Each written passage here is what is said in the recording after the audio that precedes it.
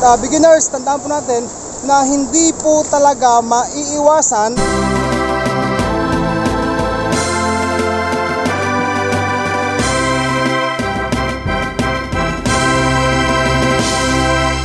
as of now po, ang ginamit ko pong similya ay slowly pong matututunan. Yun ang dahilan kung bakit meron tayong eyebag. Viewers, magandang araw po sa inyong lahat. Welcome back po sa aking channel. In this video guys, nais ko lang pong i-share sa inyo yung akin pong ginawa na pag AI or artificial insemination po sa akin pong mother pig for the future fourth parity, ano? Sa mga viewer ko dyan na taga Antique Province po, maya-maya konti ay i-announce ko. Nais ko po kayong matulungan ang inyong katanungan kung saan ako kumukuha or bumibili ng semen bag or similya ng barako na ginagamit ko pang AI sa akin pong mother pig na ito.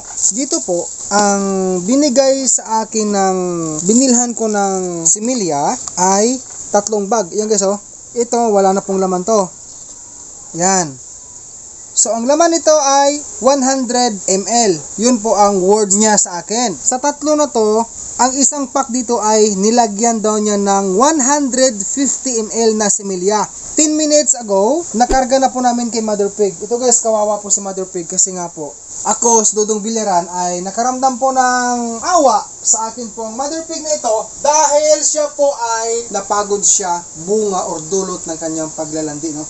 Honestly po, kagabi, nagpuyat din po si Dodong. Bakit Kuya Dodong ikaw nagpuyat? Dahil po, kahapon po ng hapon, nagsimula po siyang nag-iingay. So, ang salitang nag-iingay po ay hanggang gabi, hanggang kaninang umaga. So, ang ginawa ko guys, para hindi po makaistorbo sa mga kapitbahay namin dito sa oras ng hating gabi, buong gabi maingay sobra, malakas po ang kanya pong boses. So, ayaw ko pong maistorbo ang amin pong mga kapitbahay dito. Kaya ang ginawa ko po, pag umingay siya, ginaganon-ganon ko po siya guys.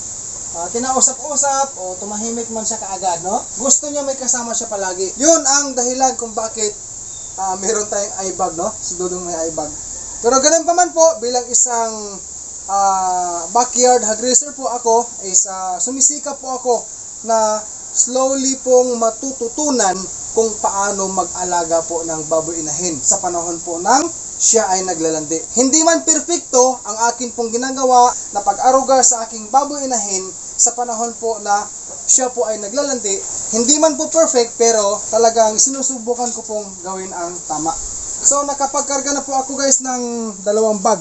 Ibig sabihin ang ating nakarga is 250 ml. No? Kasi ito ang 150 yung isa eh. 150 ml. Ang isa naman is 100. So meron pa dito guys isang pack na natira sa Coleman. Ang advice sa akin guys ng taong binilhan ko, yung isang pack na natira ay ikarga ko po ulit mamaya kay Mother Pig. From now, magbibilang daw ako ng 1, 2, 3, 4, 5 to 6 hours from now bago po ako magkarga. Kung hindi man mamaya guys, bukas po ng umaga pwede. Yun po ang tinuro sa akin po ng taong binilhan ko. Sa mga viewers ko po dyan na nagtatanong po sa akin, especially po sa mga taga Antique Province po, kung saan po ako kumukuha or bumibili ng similya ng barako pinanggamit ko sa pag-AI po sa aking Mother Pig po, ito po ang kanyang contact number. Siya po si Boss Bartolo. Siya po ay taga bayan po ng, or sakop siya sa bayan ng Bugasong, Antique Province. Kung kayo po ay naghahanap po ng similya ng barako sa panahon po na inyong gagamitin na naglandi po ang inyong Mother Pig dyan, pwede po kayong kumontak sa kanya. Bago po tayo magtatapos sa video na ito, sa mga viewers ko dyan na nagtanong pa rin po sa akin kung ano ang lahi ng akin pong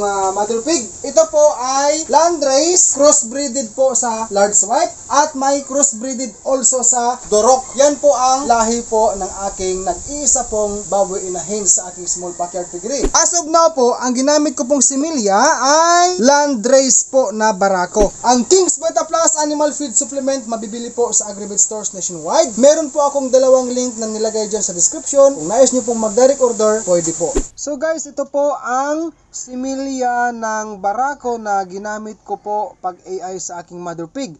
Actually guys, ako po ay first time ko rin na nakakita ng ganito. Yan po ay iniilawan niya yung taong may-ari or si Boss Bartolo gamit po ang kanya pong microscope.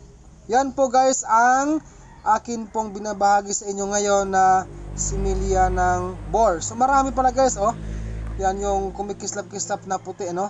First time ko din po nakakita ng ganito. According to him, sa ganitong klaseng video image po ng semen, buhay daw po lahat ang similya ng boar kapag ganito ang atin pong makikita na may kumikislap-kislap.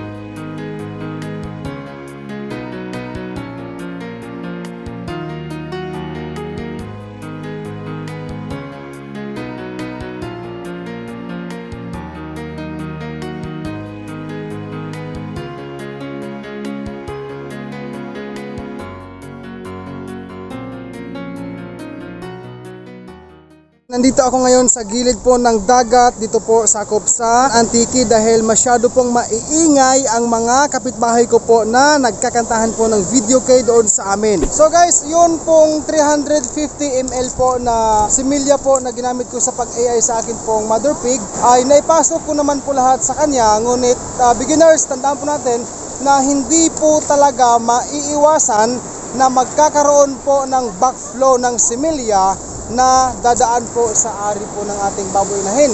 Normal lang po yan talaga na mangyayari po ang backflow after tayo mag-AI sa mga baboy inahin. Kasi po, kumbaga yung lagayan po ng similya po doon sa part sa katawan ni mother pig, puno na po kaya umaapaw, nagkakaroon po talaga ng backflow.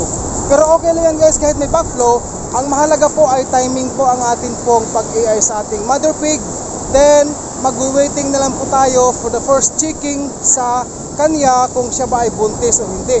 Sa pagdating ng 18 days po simula sa pag-AI, doon po natin malalaman kung siya ba ay buntis o hindi. Kung hindi siya mag-reheat sa araw na yan, ay buntis po siya. Second checking po ay pagsapit ng 42 days since AI.